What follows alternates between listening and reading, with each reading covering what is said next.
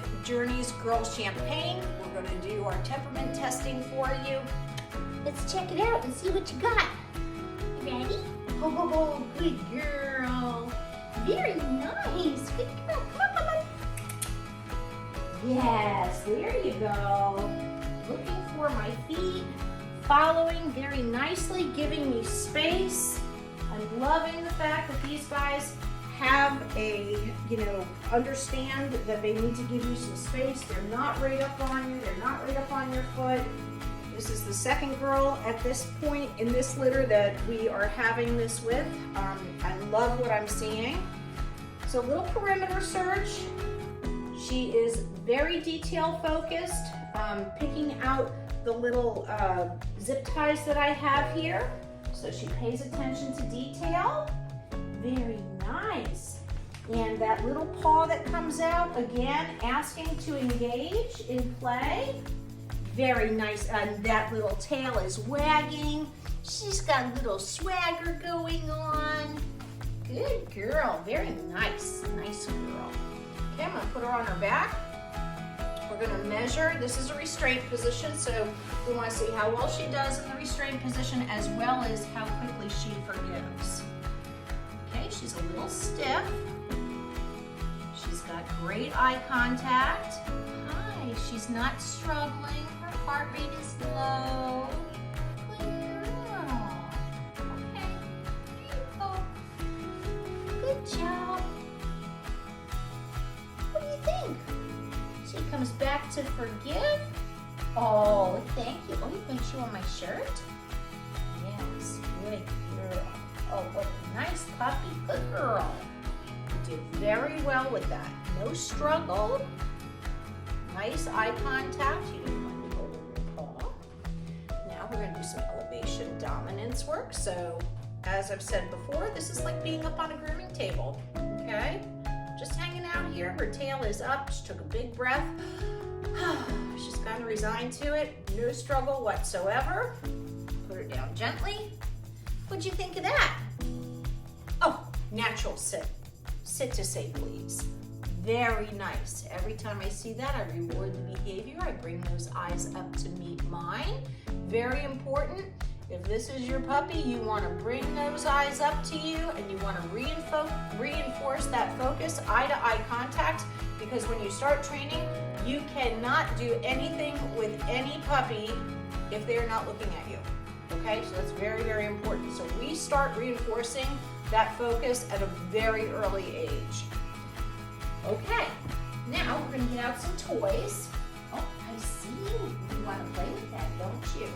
Well, that's stuck to the fence there, sweet pea. Okay, so we're going to take our little drag out, so a little towel on a string, and we are going to determine to see what her sight sensitivity is.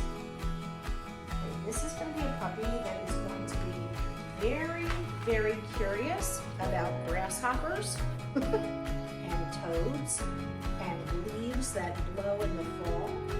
She's going to want to play with those things. Yes, good girl. Oh, where'd they go? Oh, yeah, go get it. Oh, and the sploosh. Very nice. Very nice. Good girl. So what I really liked about this is that she did not grab it and shake it like she wanted to kill it. She was trying to figure out how to engage with it, which is exactly what we're looking for. Now we're going to play with some crumpled paper.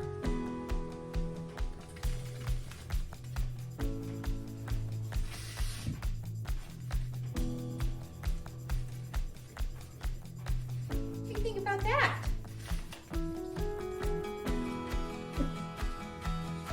Is that just your toy? May I have that? You very soft release. Look.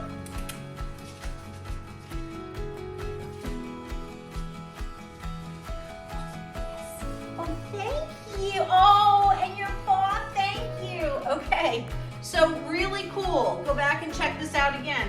She took the paper, she brought it over to me. She started with the paw like, hey, throw it again, and then she dropped it in my hand. So textbook, textbook, textbook. That's what we love to see.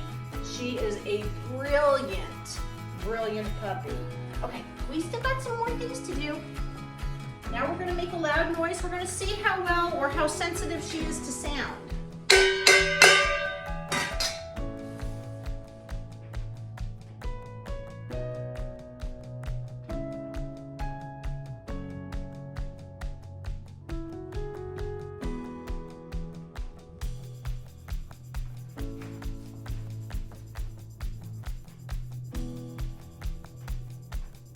Very nice. I know it took her a moment to kind of come around.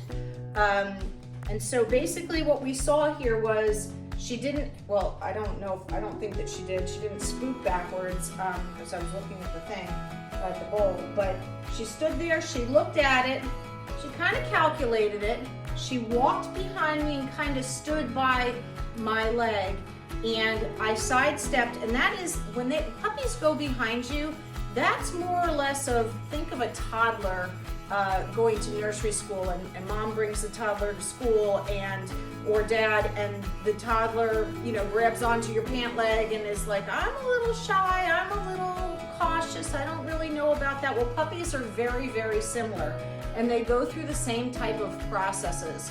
So, oh, well, that scared you. What happened? Let's see what happens now. So as I was talking to you, she kind of dove into that bowl a little bit more.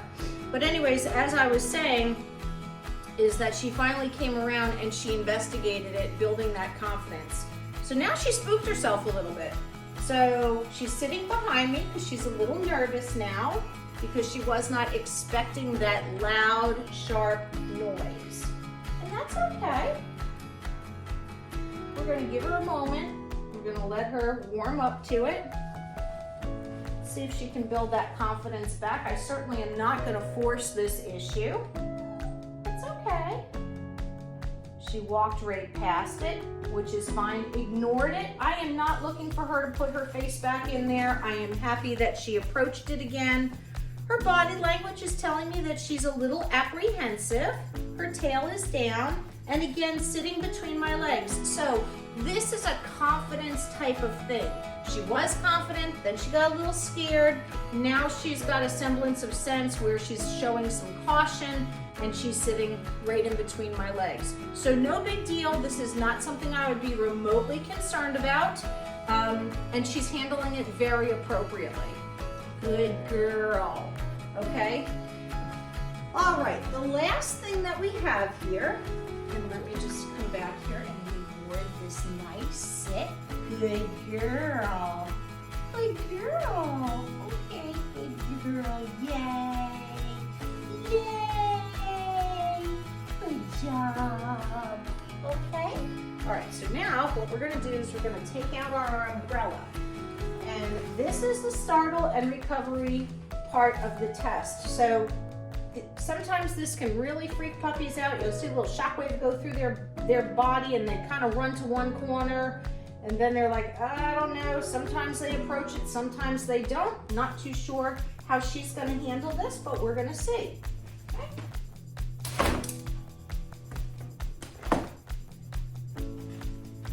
I love the fact, let me move out of the way.